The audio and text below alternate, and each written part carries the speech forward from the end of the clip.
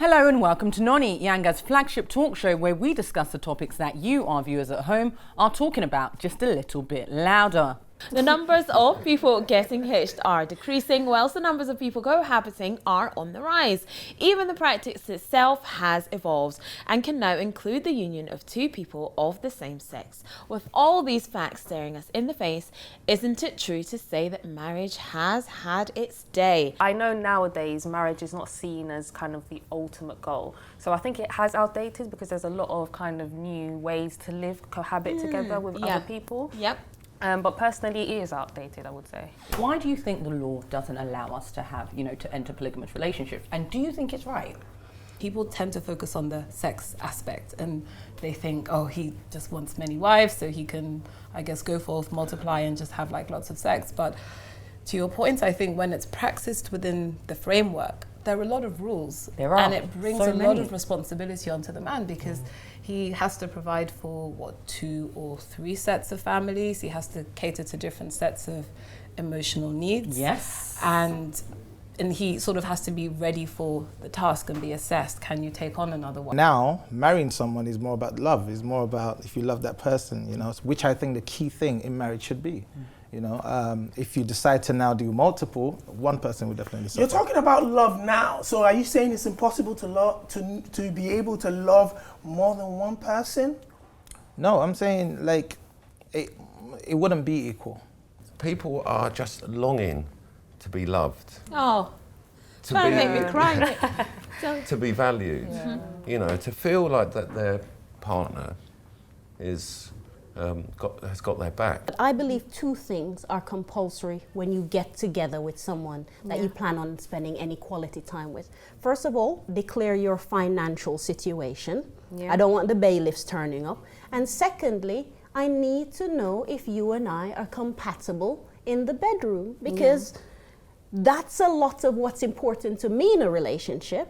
And if maybe we're not on the same page, let's not waste 7 years of each other's life finding this out. In this modern age of ghosting and, let's just see how it goes. Nobody really knows the full status of a relationship. Exactly. We're not talking, but please don't date anyone else because even though we're not talking, I don't want, it's really, I don't know, it's really weird. I mean, back in the day, a lot of women did go for men who were basically would be able to provide for them.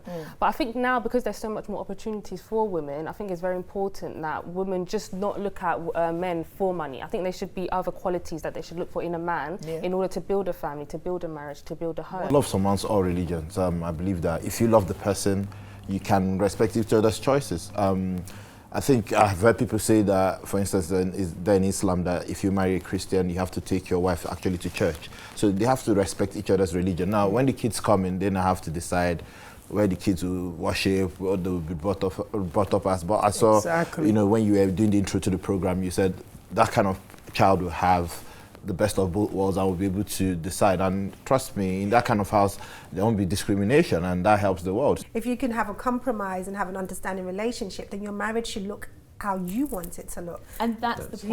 Marriage can be different for everyone. I think that it's about social conditioning. Women have long been made to understand that, the man standing with, by the biggest car, the most beautiful car, is actually the best man. He's the richest one who can look after you.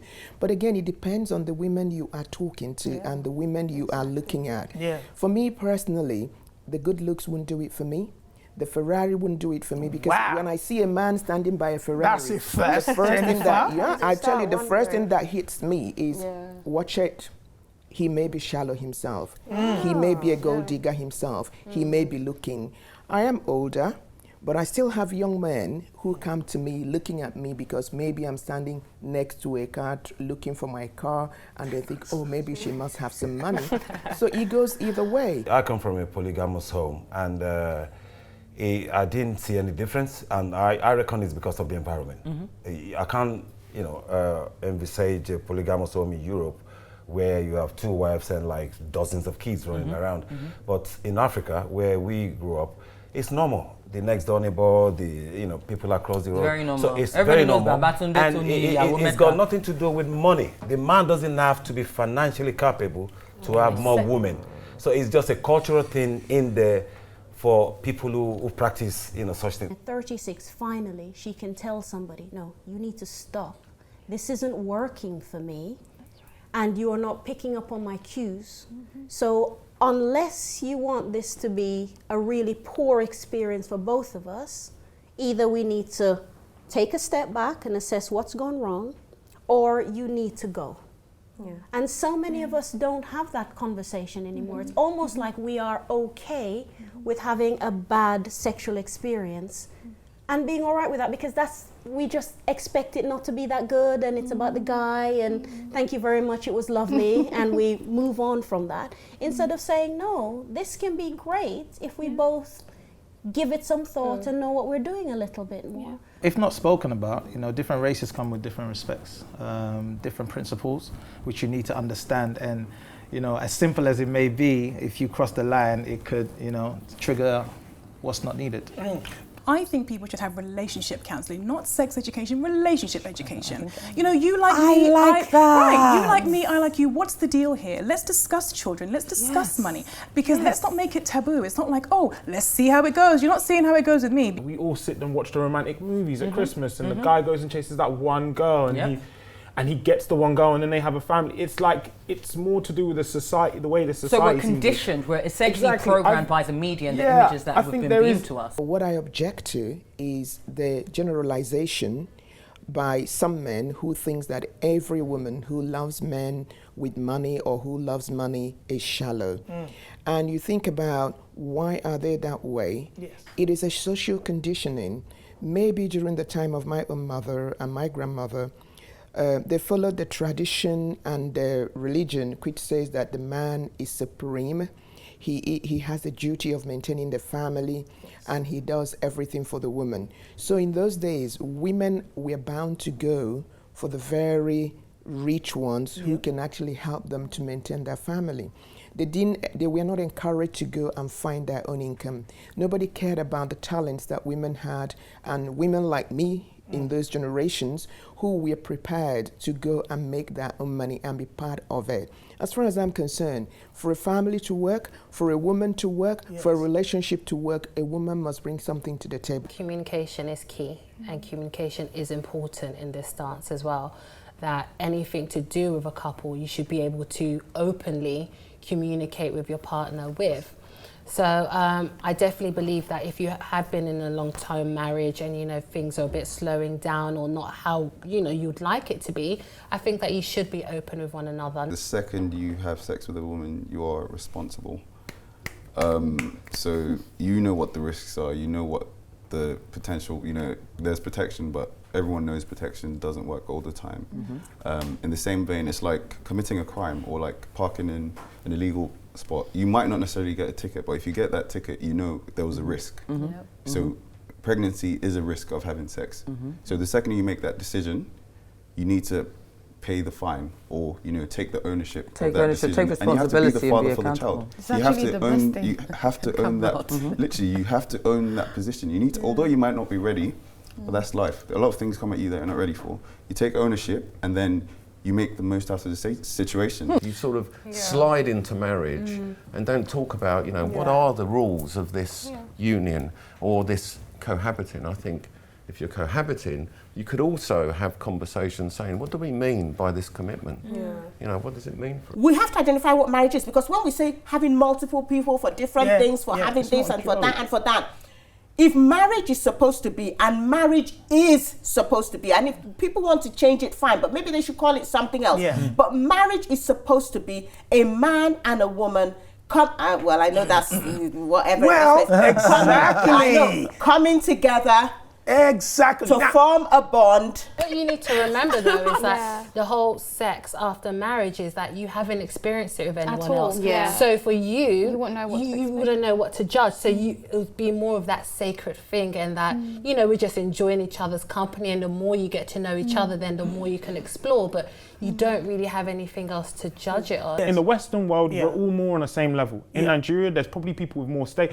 The gap between rich and poor is bigger. So when a man or a woman, let's say, it could be anyone, says, I'll take you and I'll take you, they're probably giving them a better chance of life that they might not get on themselves. That's what I was saying. For here, if me goes out and dates one girl and then says I go on a date with another girl and we say let's go together, I don't have enough funds. Like, and they're probably looking at me like, what am I coming with you for? Because I believe in marriage. I feel that, you know, for us to be able to move in, we should be married and have that, you know, expectation. Let's know what we're getting ourselves into. You know, which ways are we compatible or not compatible? Is this right for you? Is this right for me? As opposed to, you know what, I'm looking for a flatmate.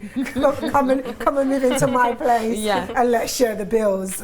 Because it's very common that every young guy at the stage, if you're starting having sex, should have condoms next to your bed or in your wallet or wherever you keep it. But definitely once you've made somebody pregnant, whether you know it or you don't know it, you should be forced to pay childcare.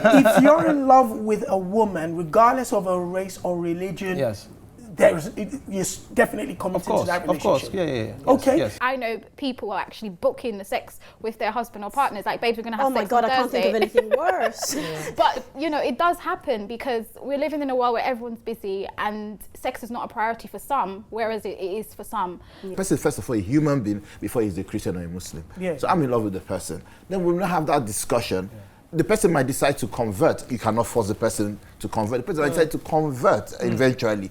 After, just like the whole culture thing we were talking about. It's about learning. She learns my culture. I learn hers as well. Because it goes two ways. So whether she's missing my Nigerian parents, I'm meeting her Oyibo father as well, and have to learn her culture. It's all about respect. You can even learn each other's faith. I've worshipped in a mosque before out of respect for my friends. I could have been born a Muslim and I'll still be a Muslim today. So you understand? So for me, religion and race, they're quite lower than the whole love thing, to be honest. I don't know about other women, but African women, especially Nigerian women, from the moment we are born, we are taught that there is nothing more important than attaining your MRS. That means attaining your missus. We are taught that we are absolutely nothing. You could be beautiful, you could be educated, but until you are shackled to a man, you are nothing. So what that has created is unhealthy competition between women.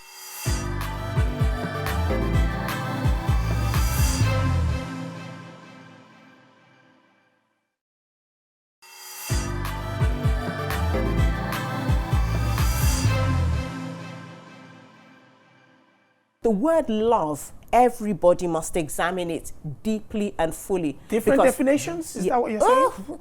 A number of definitions put together, because what love means to one person is not what it means to another person, one. And when you see somebody and you say you love them, you must examine what love means, because love is the physical attraction, but it's also a composite of all that the person is. In the practice that I work at, we see a lot of young people that are struggling to find partners. You know, they're going on to Tinder or whatever it is, and you know, they're finding these relationships which are just so short. We need to teach our young kids to start taking relationships responsibly. If you're old enough to have sex, you're old enough to understand what the consequences are. 100%. And I feel like some of these young girls, well, you know what? He was just telling me to see how it goes. And now I got pregnant, so I'm going to have an abortion. Why should I tell him? Sex is a big thing to me. And if we're not on the same level, I can't go any further with you. I don't do vanilla sex. I don't do it. Vanilla sex is not for me. And if you're vanilla and I'm, you know, fancy and fruity over here, it's not going to work. It's just not going to work for me. If you come into a relationship looking at the man because of the way he's dressed, his car, his house, and you're not bringing anything other than your good looks on the table, you've got trouble in your hands. Yes. If you're talking about a man who's living with you, going out there to look for a woman who is even better looking than yourself, you can't stop him because you haven't brought anything to the table and he's bought you with his money. I believe women outnumber men. And there was some analysis done. I mean, let's jump to America and the UK. I think women outnumber men, but they said that by the time you remove the men who are not straight and the prison population, it was like a 1 to 4.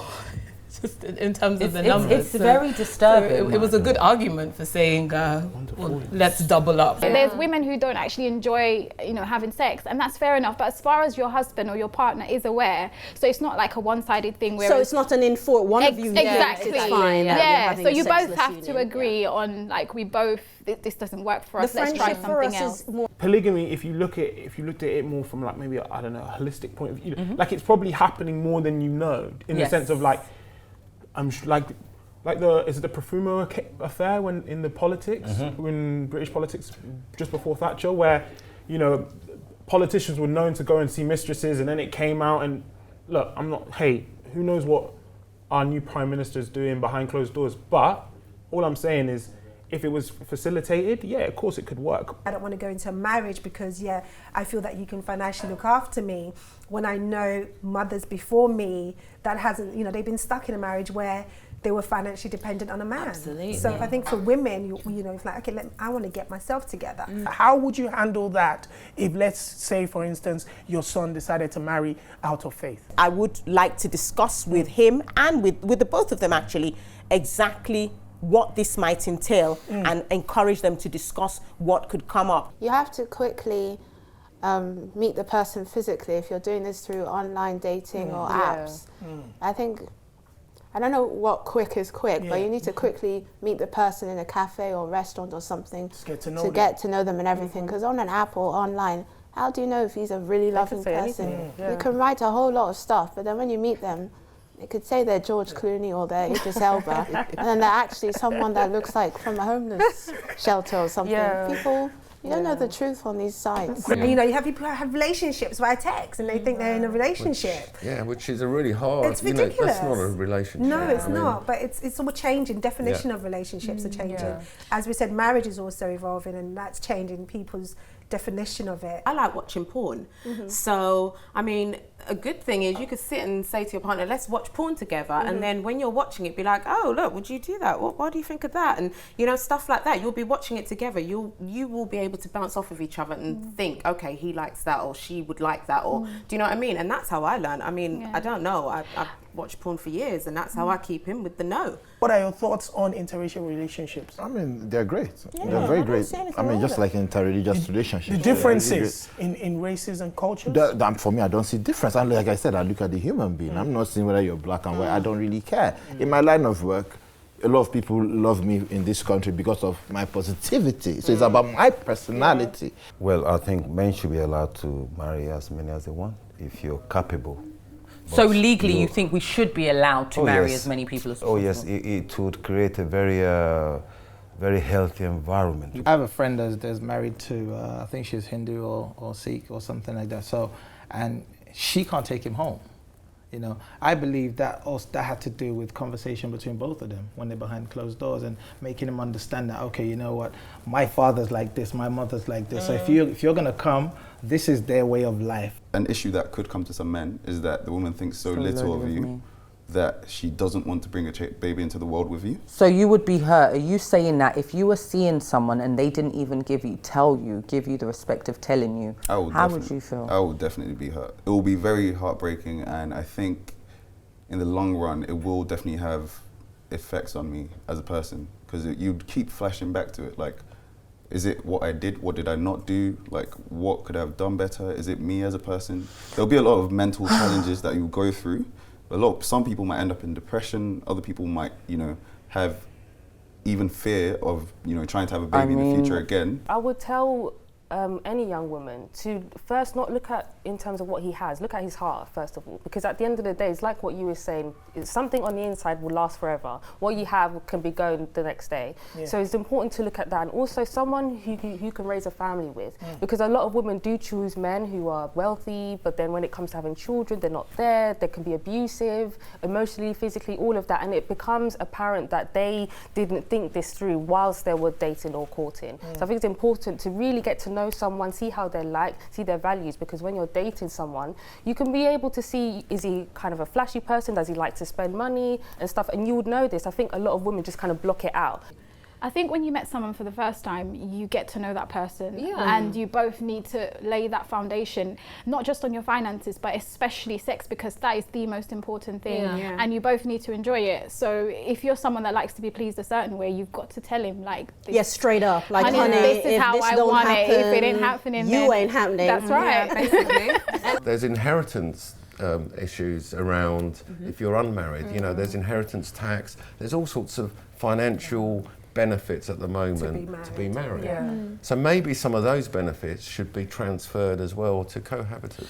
People are, first of all, people, and the fact that one may be more comfortable with someone that is very like them doesn't mean they hate everybody else, and doesn't stop them from being open to having friends. I have friends from all over the world, and I don't see anything wrong with interracial marriages, and even in marriages between religions per se. But what I will say is that these things would have to be navigated. Kids are not puppies, children are not puppies, because we are in a in an era where young people feel like, oh, I want to have one or two of that. I want to put all that ribbons in their hair. Oh, I want that Kim Kardashian trolley or pushchair. So people are jumping in, having sex, as you're saying, but not thinking about what is going to happen after this, this. And then when it happens, shame, unfortunately, they're having sex with people that they don't even know their names or will never see again. I mean, where we are now, right? 10 years ago, we didn't see where we are now. Exactly. So it's a waiting process, and things keep evolving.